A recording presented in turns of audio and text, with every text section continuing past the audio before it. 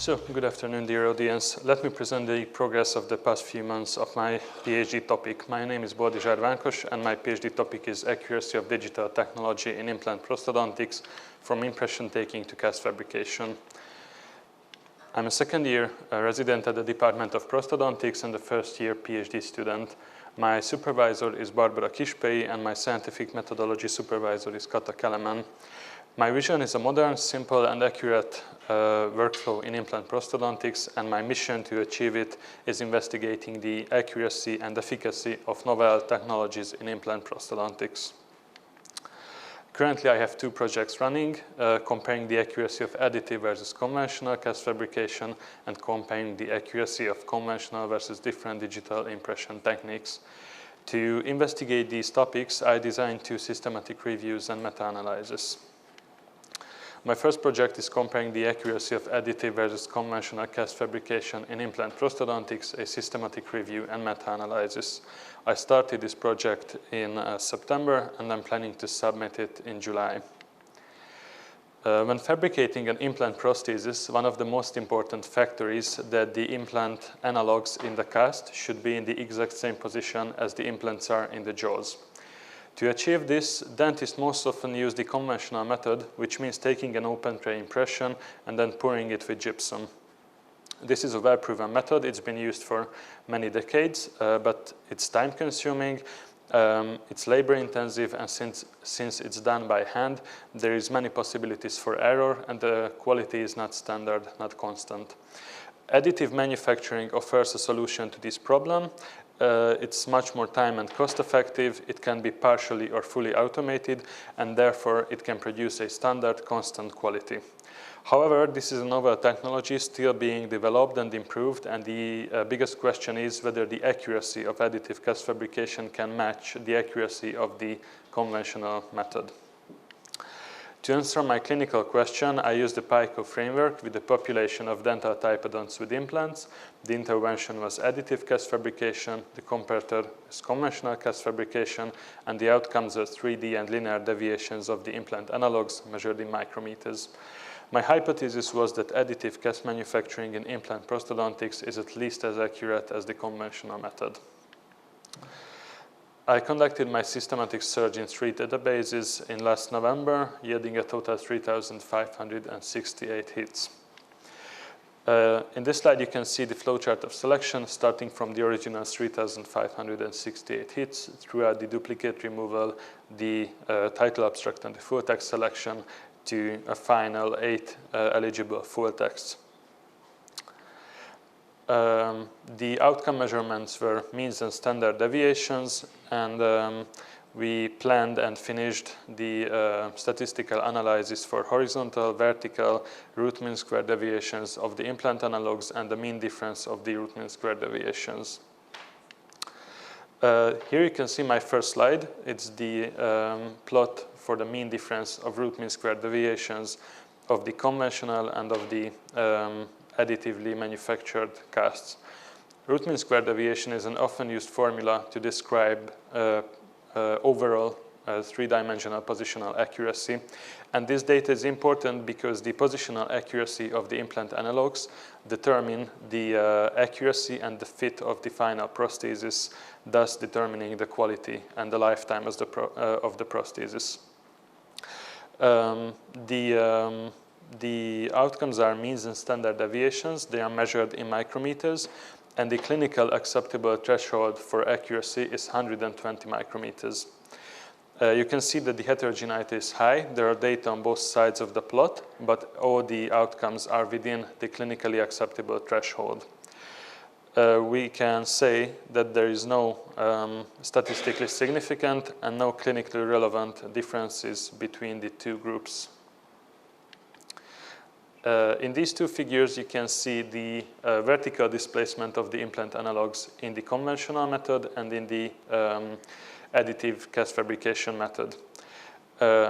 Just like before, the outcomes are means and standard deviations in micrometers.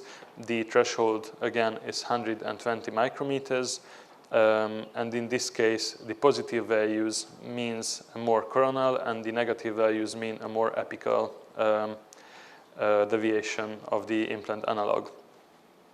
In this case, again, considering a big or a significant heterogeneity, all the data was within the clinically acceptable threshold of accuracy, and there were no statistically significant nor clinically relevant differences between the two groups. The strength of our study is that it's based on a novel problem statement. It's investigating not just the impression taking, but also the cast fabrication processes. It follows a strict reporting system and strict methodology. And in contrast with the previous reviews of these topics, we could manage a statistical analysis as well. There are limitations as well, of course, such as the low number of data. And the data reporting system of the included articles was not as consistent and not as transparent as we would like it to be. All in all, the conclusion from my analysis is that additively manufactured implant models are as accurate as the conventional gypsum casts. In practice, this means that additive technology is as reliable as the conventional method, and clinicians can freely decide to use them, to use this technology based on the needs and the preferences of each case. Regarding the research, we would be more than happy if this study inspired researchers to report in a more coherent and more consistent way, to publish as much raw data as possible, and to conduct more in vivo research. Currently, I'm at the phase of article writing or manuscript writing, actually at the finishing phases of that.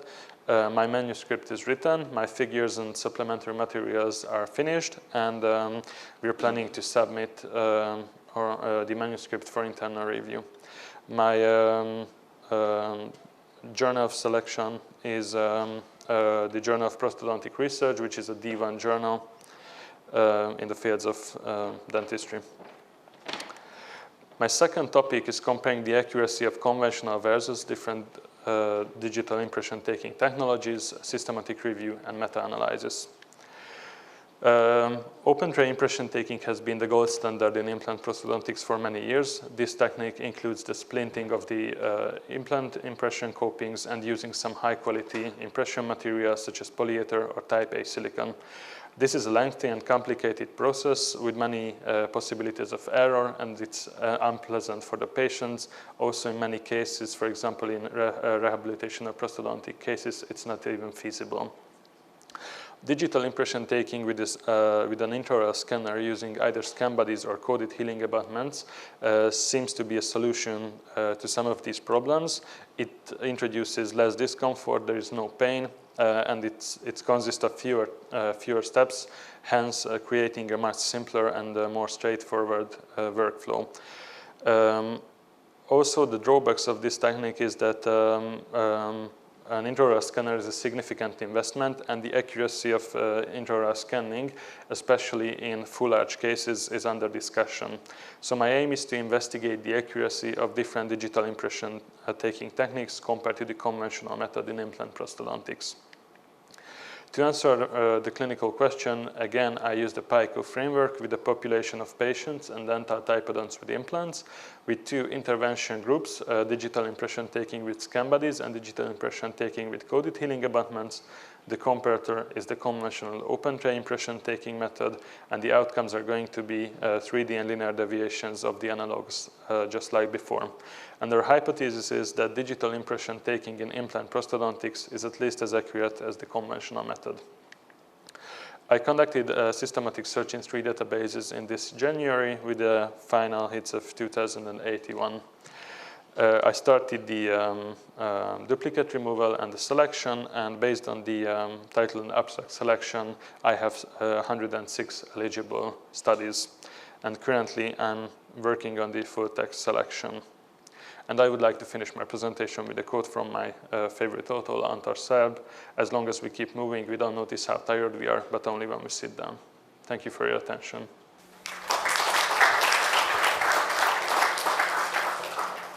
Thank you for your presentation. I would have actually 3 questions. First of all, I want to ask regarding the studies that you included in the first project. I had a feeling that there might be overlapping population So if you could say something about this, because there was a same first author. Then second of all, I would like you to clarify this horizontal vertical deviation to understand better, because I'm not experienced in the field. And the last question would be regarding the grade. I am just curious why it's not applicable for your first project, because you mentioned in the progress like of your study, the first study, you had the grade and it was written like not applicable. Yes. So I'm just curious, like why is that? Thank you very much. Thank you for the questions. So regarding the populations of the included studies in the first topic, they are all in vitro studies, and they are so the population is not overlapping. In this case, they are all separate studies with in vitro populations. The direction of the deviations is actually measured in accordance with the axis of the teeth. So vertical deviations mean the axis of the teeth and of the root, and horizontal deviations means the axis of the not parallel but perpendicular to the root of the teeth. And the grade is not applicable because they are all in vitro studies. Thank you. There is no other question. I had a question related to the first her question. I saw that you could select 8 papers, full text papers, and still these 8 papers came from 3 research groups. And if you can go back to the results, I think that one group, so the 2 first paper had in one direction. I couldn't really interpret the data, so that, but the other are in the other direction. Could it be related to the fact that these 8 papers came only from 3 research groups? Because of course they wouldn't publish in the other direction. So if they have already published 1 or 2 papers, it's difficult to imagine that they will publish in the other direction. So it is 8 papers, but still from 3 groups. Could that fact create a problem for this type of research? Thank you for your question. Actually, it wasn't obvious. I wasn't talking about this, but these are not different papers from the same group. They are the same papers with different outcomes. So there were some papers with only one intervention group, and there were some papers with several intervention group, all compared to the same control group. And in this figure, for example, the first 2 outcomes are from the same author, the same paper, but 2 different technologies as 2 different interventions. What you mentioned about the direction and the size of the deviations is even more important in this case, I think. And we were also trying to figure out the reason behind this, but after thoroughly reading the methods, there was no obvious explanation for these differences, but obviously there must be some kind of connection between what each author found in one paper, but different outcomes. Thank you very much.